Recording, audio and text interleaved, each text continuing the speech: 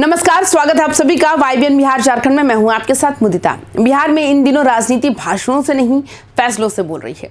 ये मुकाबला पोस्टर बनाम पोस्टर का नहीं, ये होड़ है कार्रवाई की, ये जंग है जमीन की। एक तरफ है सम्राट चौधरी, जिनके नाम के साथ अब एक नया नाम जुड़ चुका है, बुलडोजर बाबा। दूसरी तरफ है मुख्यमंत्री नीतीश कुमार, जो बिना शोर किए पूरे सिस्टम को कसने में लगे हैं। और बीच में है बिहार की सरकारी जमीन, जिस पर सालों से भू माफियाओं की नजर रही है।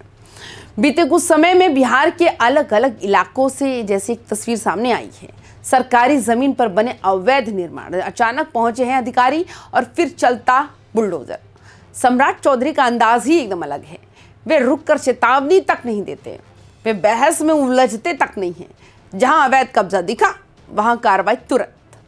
यही वजह है कि आम लोग उन्हें बुलडोजर बाबा कहने लगे। ये नाम डर से ज्यादा एक मैसेज बन गया, एक संदेश बन गया है। कि संदेश ये कि सरकार अब सिर्फ कागजों में सख्ती नहीं दिखाएगी। सम्राट चौधरी का ये तेवर सिर्फ प्रशासनिक नहीं था, ये राजनीतिक तौर पर भी बेहद अहम था। उन्होंने ये दिखा दिया कि बीजेपी सरकार में कानून सिर्फ फाइलों में नहीं, जमीन पर भी दिखेगा। सोशल मीडिया पर वीडियो वायरल हुए, लोगों ने कहा कि अब कुछ बदल रहा है। और ये वही पल था जब मुख्यमंत्री नीतीश कुमार का ध्यान और तेज हो गया। नीतीश कुमार कभी त्वरित प्रतिक्रिया के लिए नहीं जाने जाते, वे हर कदम सोच समझकर उठाते हैं। जब उन्होंने देखा कि बुलडोजर के जरिए जनता में सख्ती का संदेश जा रहा है, तो उन्होंने सिस्टम के अंदर से वार करने का फैसला लिया। और फिर अचानक आया एक आदेश, जिसने पूरे बिहार में हलचल मचा दी। बिहार सरकार ने सरकारी जमीन की खरीद बिक्री पर तत्काल रोक लगा दी। कोई ढील नहीं, कोई अपवाद नहीं। ये फैसला साफ तौर पर भू माफियाओं के खिलाफ था। सरकार ने ये मान लिया कि अब आधे उपायों से काम नहीं चलेगा। सरकारी जमीन को निजी हाथों में जाने से रोकना ही होगा, चाहे इसके लिए पूरे तंत्र को झकझोरना पड़े। मुख्य सचिव प्रत्यय अमृत की ओर से जारी पत्र ने यह साफ कर दिया कि सरकार अब गंभीर है।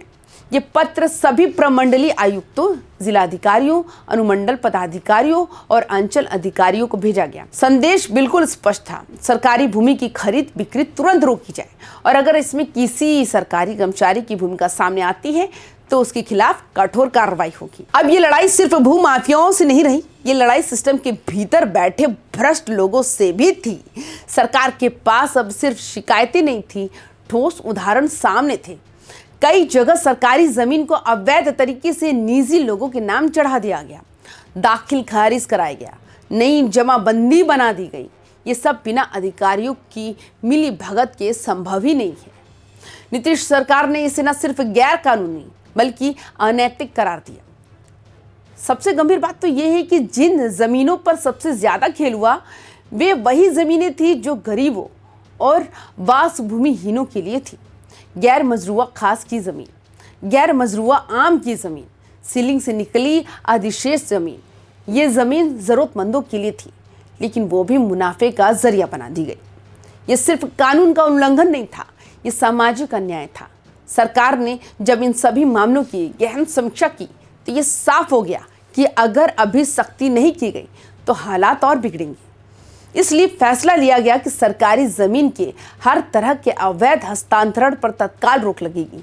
ये वही क्षण था जब सम्राट चौधरी का बुलडोजर और नीतीश कुमार का आदेश एक ही दिशा में चलते नजर आए। सरकार ने ये तय कर दिया कि अब कोई भी सरकारी जमीन बिना राज्य सरकार की अनुमति किसी व्यक्ति या संस्था को नहीं दी जाएगी।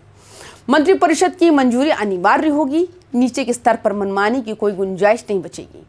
इसका सीधा मतलब यह है कि अब फैसले सामूहिक होंगे, जिम्मेदारी तय होगी। अब अगर किसी मामले पर राजस्व स्तर पर फैसला होना है तो वो अकेले नहीं लिया जा सकेगा, उस पर एक स्तर ऊपर के अधिकारी की मंजूरी जरूरी होगी। जिलाधिकारियों या प्रमंडलीय आयुक्त की निगरानी तय की गई।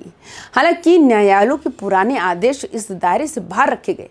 ये फैसला प्रशासन को सीधा संदेश देता है कि अब गलती का बोझ अकेले नीचे नहीं रहेगा। नीतीश सरकार ने इस भी साफ कर दिया कि ये फैसला विकास के खिलाफ नहीं है। औद्योगिकीकरण के जमीन चाहिए, लेकिन सही तरीके से। इसलिए हर जिले में लैंड बैंक पोर्टल बनाने का फैसला हुआ, ताकि उद्योगों को पारदर्शी तरीके से जमीन मिल सके। ये व्यवस्था ये सुनिश्चित करेगी एक तरफ विकास रुके नहीं और दूसरी तरफ लूट भी ना हो। ये कोई खुली राजनीतिक लड़ाई नहीं, ना मंच से, ना तंज है, ना बयानबाजी, लेकिन दोनों के फैसले एक दूसरे की रफ्तार बढ़ा रहे हैं।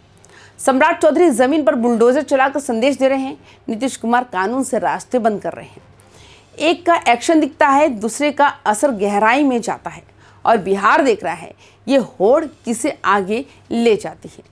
इस पूरे घटनाक्रम का सबसे बड़ा असर भू माफियों पर पड़ा है। अब ना फर्जी कागज आसानी से चल रहे हैं, ना अफसरों की शरण सुरक्षित लग रही है। एक तरफ बुलडोजर का डर है, दूसरी तरफ कानूनी रोक, दोनों मिलकर उनके लिए रास्ते बंद कर रहे हैं। ये फैसला सिर्फ सत्ता का नहीं है, ये प्रशासन की परीक्षा है, ये जनता के भरोसे का सवाल है। सरकार साफ कहना चाहती है कि अब सरकारी जमीन सरकार की ही रहेगी। बिहार में आज मुकाबला भाषणों का नहीं, ये मुकाबला काम का है। एक नेता बुलडोजर चलाता है, दूसरा सिस्टम को कसता है और बिहार तय करेगा कि जमीन बचाने की इस लड़ाई में कौन याद रखा जाएगा। बिहार में जमीन अब सिर्फ जमीन नहीं, सियासत की सबसे बड़ी कसौटी है। तो आपकी क्या राय है? आप हमें अपनी राय कमेंट्स करके जरूर बताएं। बाकी तमाम खबरों के लिए YBN बिहार झारखंड को सब्सक्राइब जरूर करें। नमस्कार।